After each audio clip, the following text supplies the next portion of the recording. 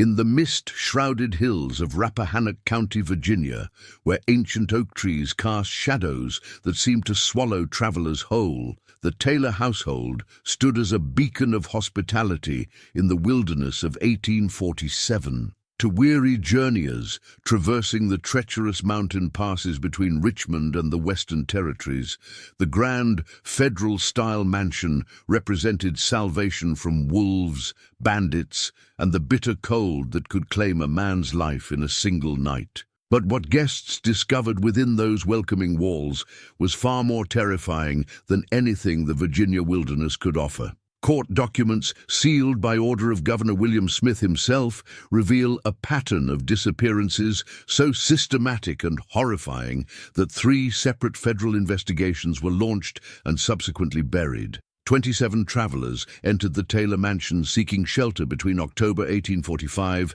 and September 1847. Not one was ever seen alive again. The evidence that survived this nightmare, hidden in a brick-lined cavity beneath the mansion's foundation, would remain undisturbed for over 70 years, until construction workers renovating the property in 1923 made a discovery that sent grown men screaming from the building and prompted the Virginia State Police to seal the location indefinitely. The story begins with what appeared to be an act of Christian charity in the autumn of 1843, when Elias Taylor, a wealthy tobacco merchant from Richmond, purchased the abandoned Whitmore estate in Rappahannock County for a fraction of its assessed value. The property had stood empty for 3 years following a mysterious fire that claimed the lives of the entire Whitmore family, and local residents whispered that the land itself was cursed. But Taylor, a pragmatic businessman who dismissed such superstitions as the ignorant prattling of mountain folk,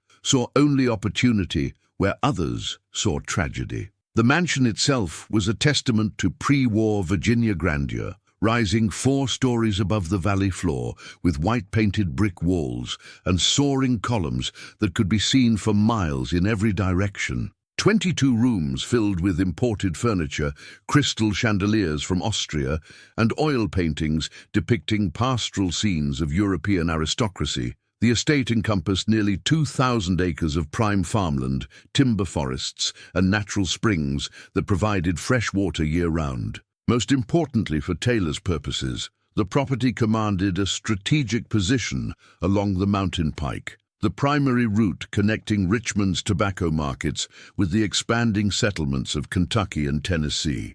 Elias Taylor was not a man given to humanitarian impulses, but rather a calculating opportunist who recognized that hospitality could be extraordinarily profitable when properly managed. Standing just over 6 feet tall, with prematurely grey hair and the pale complexion of a man who spent his days in counting houses rather than tobacco fields, he possessed the kind of cold intelligence that made other merchants nervous during negotiations. His late wife, Margaret, had died of consumption 2 years earlier, leaving him childless and increasingly isolated from Richmond's social circles, who found his manner too calculating and his conversation too focused on profit margins to be pleasant company. But Taylor's decision to transform the Whitmore estate into a way station for travelers was motivated by more than simple business considerations. The mountain pike was notorious for its dangers. Travelers carried substantial sums of money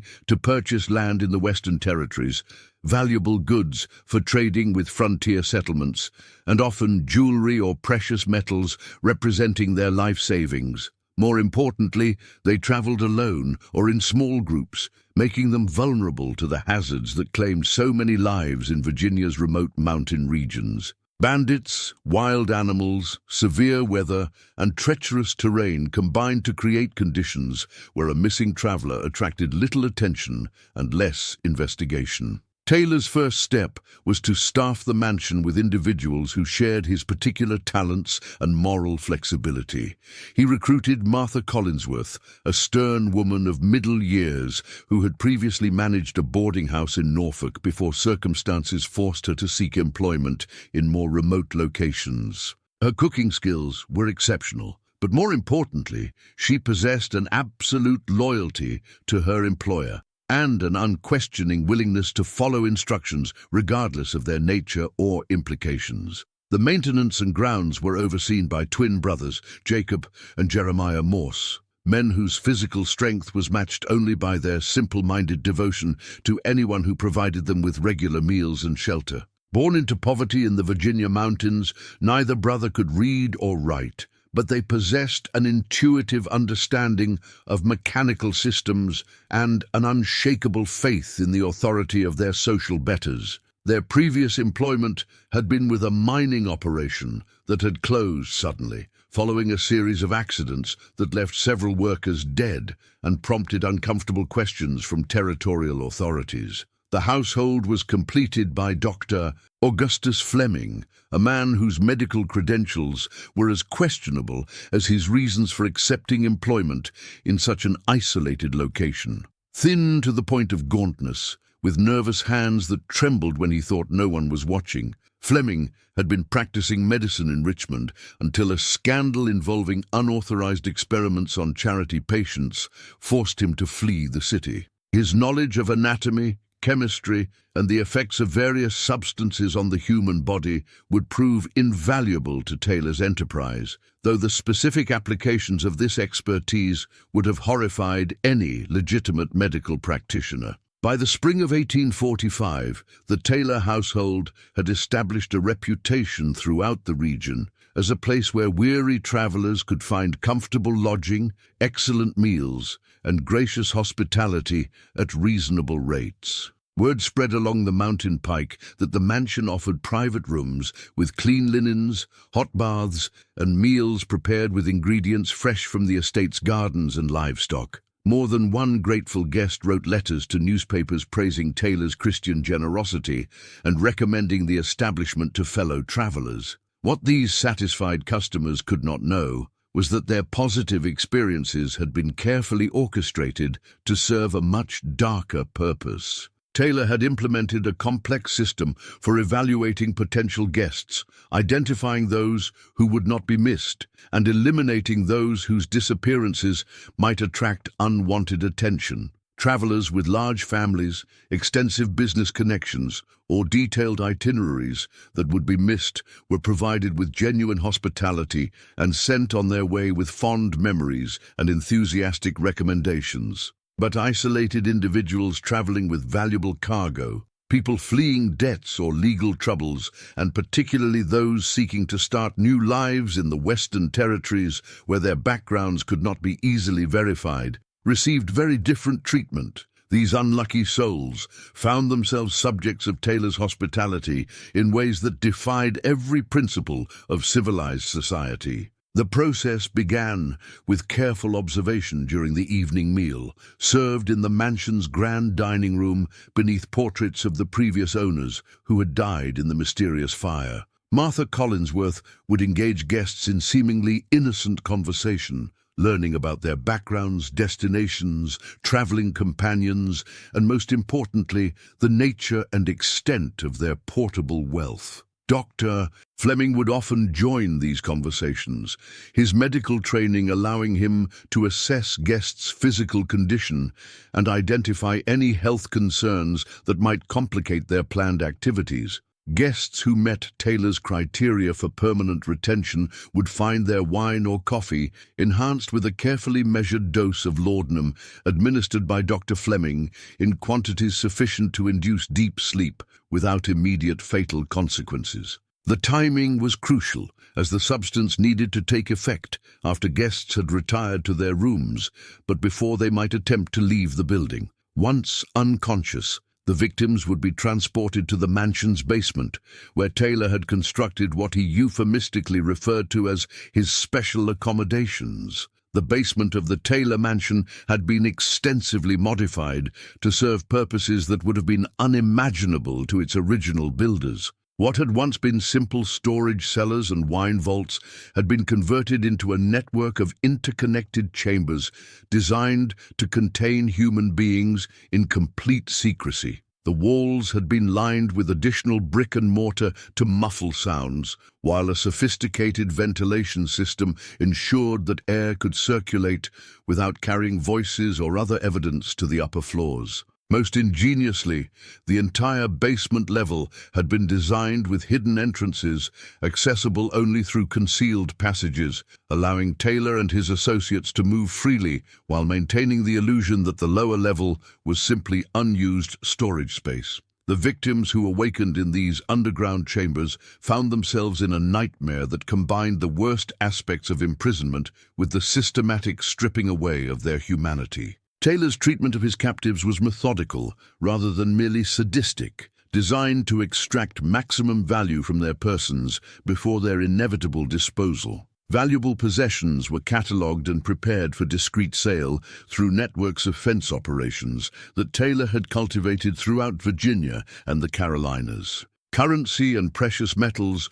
were added to Taylor's expanding personal fortune, while important documents were destroyed to eliminate any trail that might lead investigators to the mansion. But Taylor's exploitation of his victims extended beyond mere robbery. Dr. Fleming's presence in the household served purposes that went far beyond providing medical care for legitimate guests. His experiments on captive subjects yielded information about human anatomy, the effects of various substances, and methods of disposal that would prove invaluable to the operation's long-term success. The basement contained what amounted to a private laboratory where Fleming could pursue research that no legitimate medical institution would have sanctioned, using human subjects who could not refuse participation or report the results. The duration of a victim's captivity varied depending on multiple factors, but Taylor had determined that extended imprisonment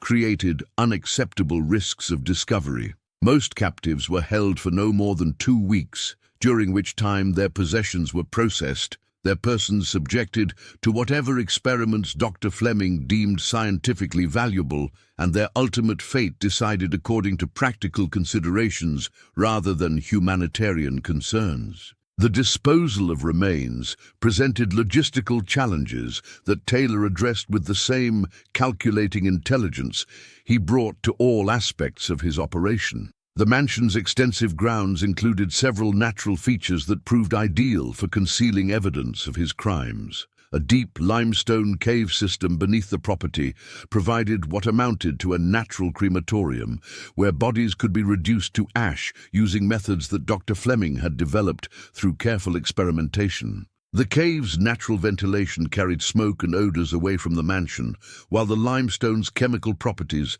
accelerated decomposition and eliminated many traces that might otherwise survive to provide evidence. For nearly 2 years, the Taylor household operated with horrifying efficiency, claiming victims at a rate that averaged more than 1 per month during peak traveling seasons. The systematic nature of the crimes, combined with the remote location and Taylor's careful selection of victims who would not be immediately missed, allowed the operation to continue without attracting official attention. Local authorities received no reports of missing persons that could be connected to the mansion, while territorial law enforcement agencies assumed that travelers who failed to reach their destinations had fallen victim to the numerous natural hazards that made mountain bike travel so dangerous. But Taylor's confidence in his system's security would prove fatally misplaced when circumstances brought him a victim whose disappearance could not be easily dismissed or forgotten. In September of 1847,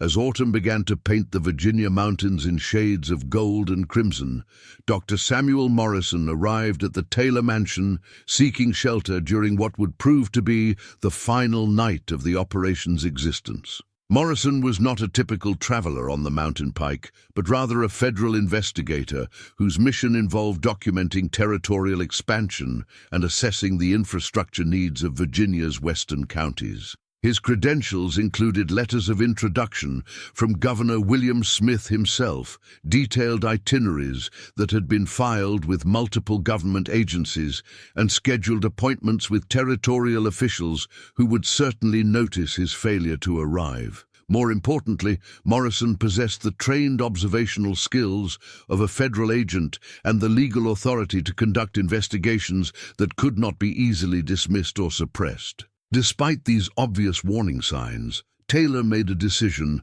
that would ultimately destroy him and expose the full scope of his crimes. Morrison carried a substantial sum of federal money intended for territorial infrastructure projects, wore expensive clothing and jewelry that indicated significant personal wealth, and traveled alone in a manner that suggested he would be an ideal target for robbery. The temptation proved irresistible, and Taylor authorized Morrison's inclusion in the evening's planned activities despite the obvious risks such a victim presented. The evening proceeded according to the household's established routine, with Morrison joining Taylor and Dr. Fleming for an elaborate dinner served in the mansion's formal dining room. Martha Collinsworth prepared her finest dishes while engaging the guest in conversation designed to assess his background and traveling plans. Morrison's responses revealed that he was indeed traveling alone, carried substantial government funds, and had no family members expecting immediate communication about his progress.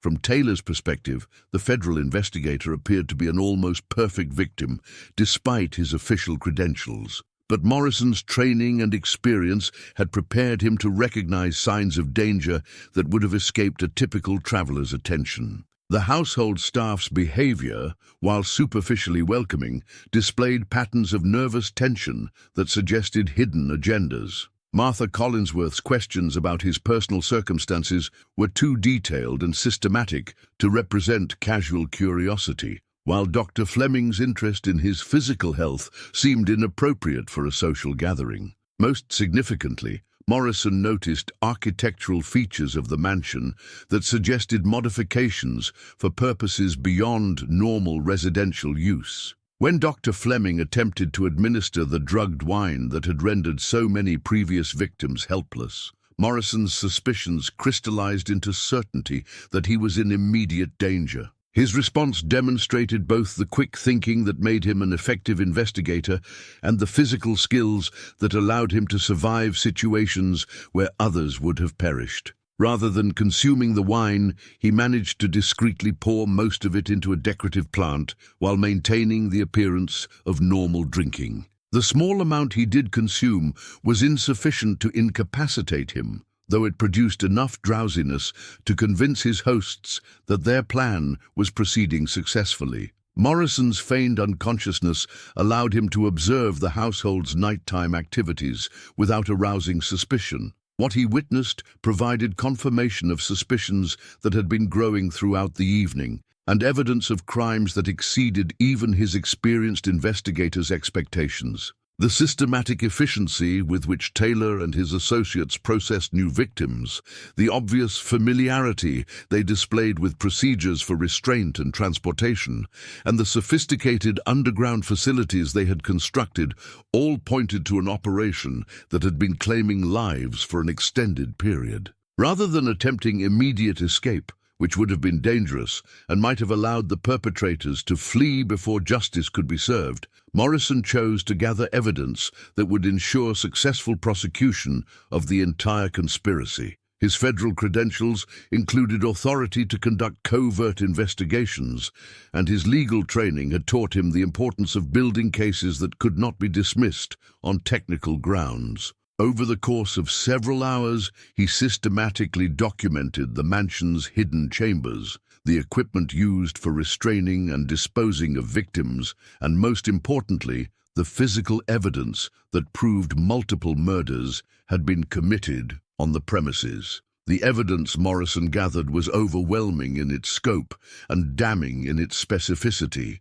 Hidden chambers contained personal possessions that had belonged to numerous victims, including items that could be traced to specific individuals who had been reported missing along the mountain pike. Dr. Fleming's laboratory yielded detailed records of experiments conducted on human subjects, written in the doctor's own hand and providing irrefutable proof of systematic torture and murder. Most significantly, the limestone caves beneath the mansion contained human remains in various stages of decomposition, representing victims whose identities could be established through surviving personal effects. Morrison's investigation also revealed the sophisticated nature of Taylor's criminal network, which extended far beyond the immediate household. The systematic disposal of stolen goods required connections with fence operations throughout multiple states, while the selection and processing of victims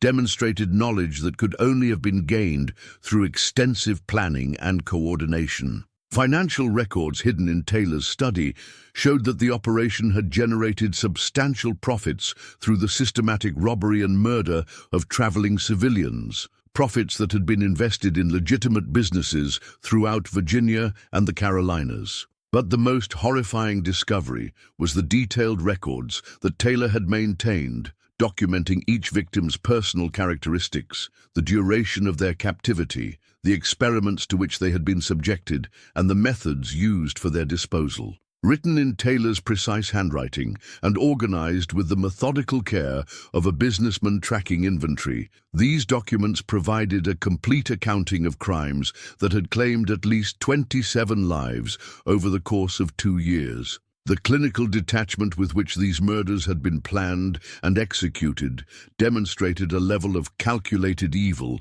that shocked even Morrison's experienced understanding of human criminality. Armed with evidence that could not be disputed or suppressed, Morrison managed to escape the mansion before dawn and immediately contacted federal authorities in Richmond. His report, supported by physical evidence and detailed documentation, prompted an immediate response that included federal marshals, territorial law enforcement officers, and representatives from the governor's office. The magnitude of the crimes and their implications for territorial security ensured that the investigation would receive the highest priority and the full resources of Virginia's law enforcement apparatus. The federal raid on the Taylor Mansion took place at dawn on October 1st, 1847, involving over 30 armed officers who surrounded the property to prevent any possibility of escape. Taylor and his associates offered no resistance when confronted with overwhelming force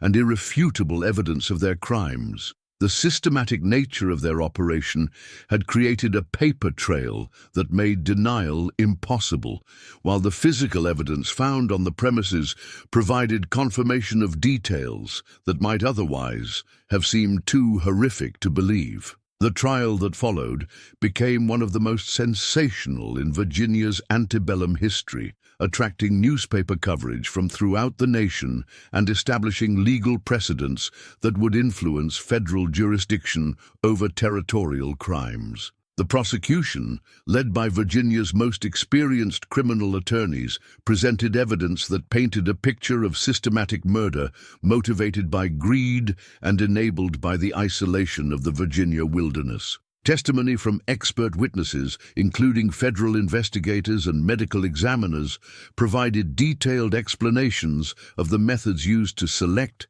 capture, and dispose of victims. Taylor's defense strategy focused on attempts to shift responsibility to his associates, claiming that he had been unaware of the full extent of their activities and had believed that missing guests had simply departed early without proper notification. But his own meticulous records, written in his distinctive handwriting and found in his personal study, provided irrefutable evidence of his central role in planning and coordinating the murders. Dr. Fleming's detailed laboratory notes, which described experiments that could only have been conducted with Taylor's knowledge and approval, further demolished any claims of ignorance or limited participation. The trial's outcome was never seriously in doubt, given the overwhelming evidence of guilt and the systematic nature of the crimes. Taylor was convicted on 27 counts of murder in the first degree, multiple counts of kidnapping and false imprisonment,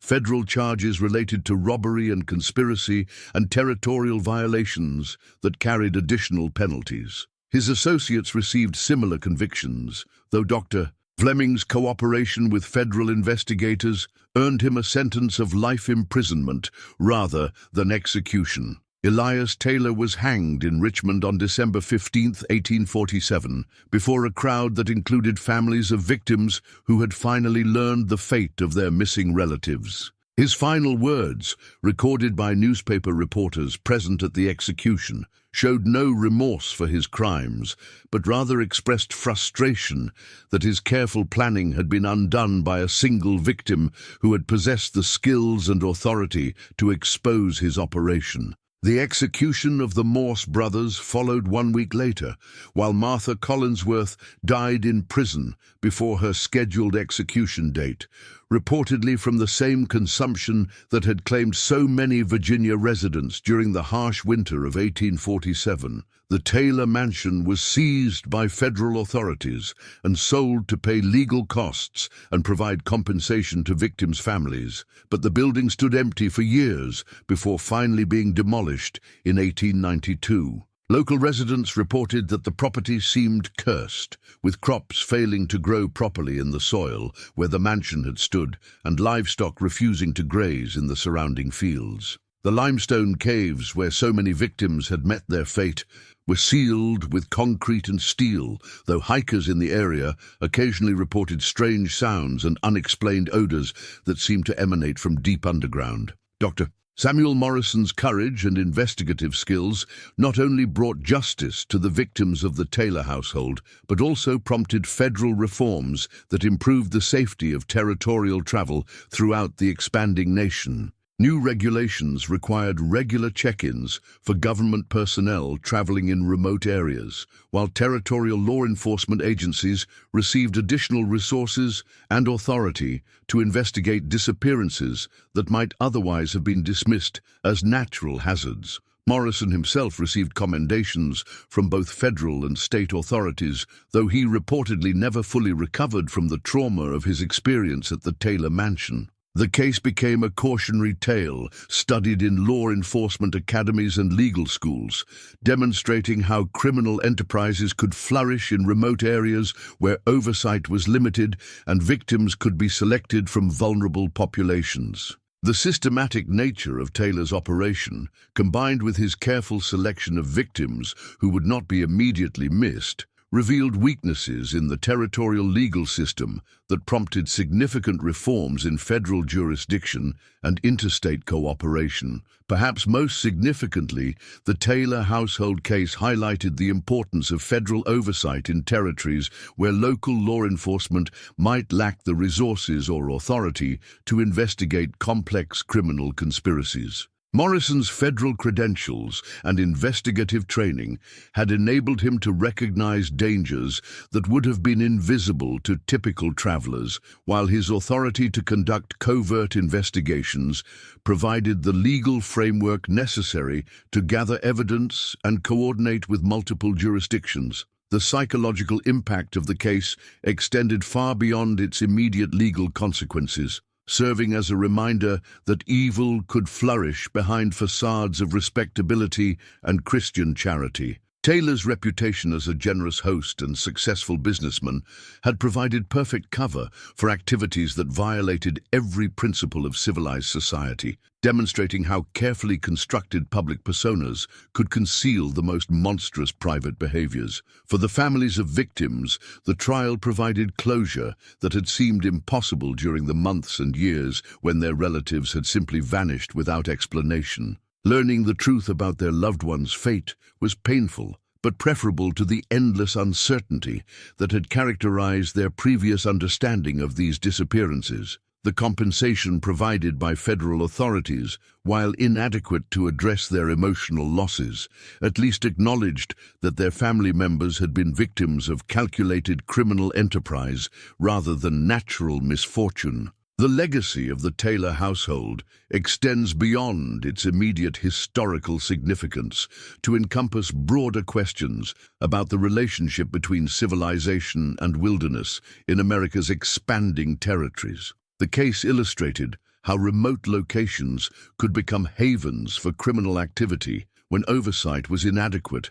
and victims could be selected from populations whose disappearances would not prompt immediate investigation. These lessons proved valuable as the nation continued its westward expansion, informing policies designed to protect travelers and settlers venturing into areas where traditional law enforcement might be ineffective. Today, the location where the Taylor Mansion once stood is marked only by foundation stones barely visible through decades of forest growth. The mountain pike itself was eventually replaced by more modern transportation routes, though hikers and historians occasionally visit the area to pay respects to the victims of one of Virginia's most horrifying criminal enterprises. The sealed limestone caves remain undisturbed, serving as a permanent tomb for secrets that decent society preferred to forget rather than remember. The story of the Taylor household serves as a reminder that the most dangerous predators often present themselves as benefactors, using offers of help and hospitality to identify and isolate their victims. It demonstrates how isolation and vulnerability can be exploited by those with sufficient intelligence and complete absence of moral constraints, while highlighting the crucial importance of law enforcement systems capable of protecting society's most vulnerable members from those who would prey upon them. What do you think drove Taylor to commit such systematic evil? Do you believe the isolation of the Virginia wilderness enabled his crimes, or would his calculating nature have found expression regardless of location? How do you think modern law enforcement and communication systems might have prevented such an operation from claiming so many victims? The questions raised by this case continue to resonate today, reminding us that vigilance against predators remains as important now as it was in the dangerous territories of 1847 Virginia.